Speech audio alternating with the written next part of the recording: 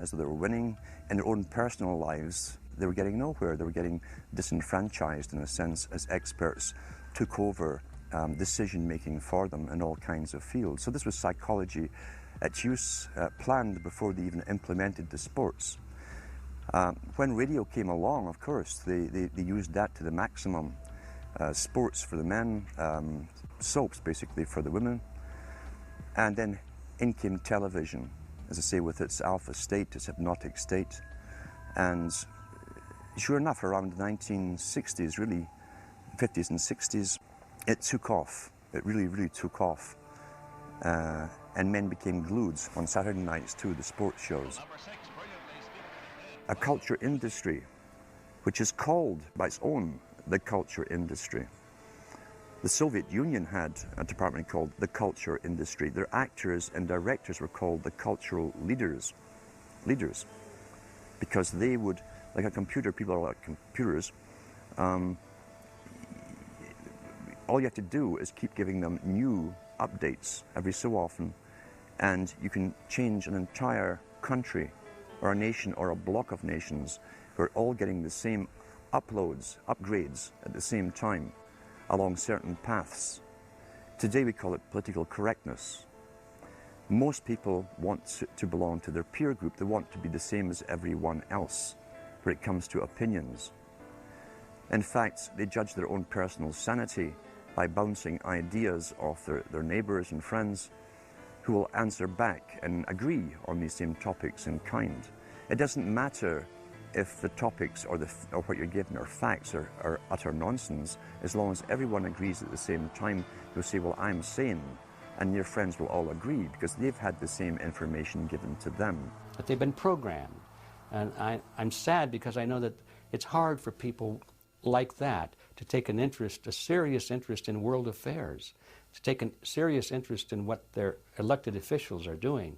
And they're not going to be really inclined to study or discover the deception that's being used against them. And so I'm sad because I see all of that in a flash in my mind as being an indication of how easy it is for the masses to be manipulated. The scientific dictatorship understands what makes human beings tick. They understand our psychology. They've studied it, and they're using it against us. But the minute the public awakens to the fact that there is an agenda to manipulate them, and the second the public realizes that they are being conditioned and controlled, the establishment begins to lose that edge they've got over people. So all I ask viewers to do is to think for themselves and to study public relations, to study advertising, to study propaganda, and to realize how much of it is out there in their daily lives. And then make the decision for yourself. I just want people to think on their own and to not have their decisions and their thoughts and their ideas pre-packaged and basically downloaded into them. If it's on TV and a famous face says something, then it must be true. He doesn't have to show you facts or anything else. You've been brought up with these faces. That's why they keep these guys on television into their 70s and 80s. You've grown up with this father figure who's on television every night at 6 o'clock, in your house, in your room, staring right at you, and he's a father figure. Would he tell you a lie? So you naturally never suspect him. And this same man will lead you through new topics. He'll introduce experts on the topics. They'll have a little summary at the end of every talk, and you are now left with the conclusion that's presented to you. You don't arrive at it, it's given to you, and it's good enough for you. When I was growing up, people were talking on their front porches, neighbors were playing baseball, there were nightly barbecues. You don't see that anymore. We've lost our communities. You drive through neighborhoods, you see the blue glow of television sets. We're losing our humanity. So if you want to rebel against the globalists, the social engineers, start by turning the TV off a few hours a day and actually getting to know your neighbors, getting outside that comfort zone, expanding your horizons. By coming together as communities, by getting to know our neighbors, we defeat the social engineers. We're programmed today perfectly, just like machines.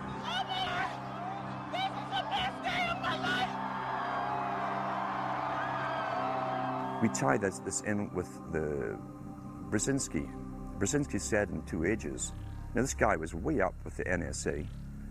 He's a master geopolitician. He admits he works in 20, 50-year periods to do with geopolitics in other countries. But he said himself, the public will shortly be unable to think or reason for themselves. It was meaning by the form of information that was given to them, the type, the formulas that were in use then in the 1970s. He says, eventually they'll be unable to think or reason for themselves. And eventually, he said, they will expect the media to do all their thinking and reasoning for them. Well, that's happened today. That's why people today can't think outside of the programming from television.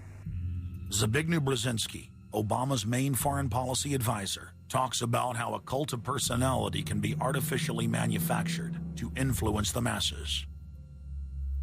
In the first months of my administration, to pull our economy... Oh, goodness. Sorry about that, guys. To pull our economy back from the brink, including the largest and most sweeping economic recovery plan in our nation's history.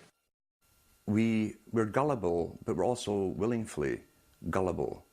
We want a human being, a big daddy, to come along and make everything right for us. And as long as we believe that, we'll always basically get shafted. In addition to John, sorry, I just noticed that I jumped the gun here. Go ahead and move it up. I had already introduced all you guys. It's the presidential reality show. But when it became an Oprah production, it became slick. You don't have a president, you have an actor. They say that politics is show business for ugly people. You got it. What am I going to tell the president when I tell him his teleprompter is broken? What will he do then? It's Obama's role to front for the international banking syndicate and to take all the heat for their unpopular agenda. It's his job to convince the American people that the buck actually stops at the White House. In Brzezinski's book, Between Two Ages, is that eventually we shall put presidents in who will have personality cults. We shall create massive personality cults for these people through the same techniques as Hollywood has used. Obama is that man today.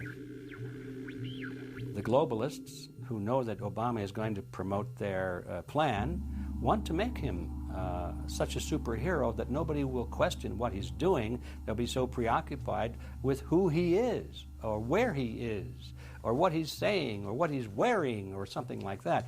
The idea of making him into a celebrity is very valuable because that way people are less inclined to ask, what is he doing? So that's very useful to these people. Similar plans of social control have been continuously carried out by operatives of the Ford Foundation, who Obama has worked for over the last 30 years. Many of the strategies used to control populations were originally developed by Edward Bernays, who coined the phrase public relations. Bernays said that if you manufacture an authoritative figure who repeats the same messages over and over, that this will appeal to the masses' subconscious desires. Yes, we can. The unwashed masses will helplessly follow the leader and go along with any message they spout. Yes, we can.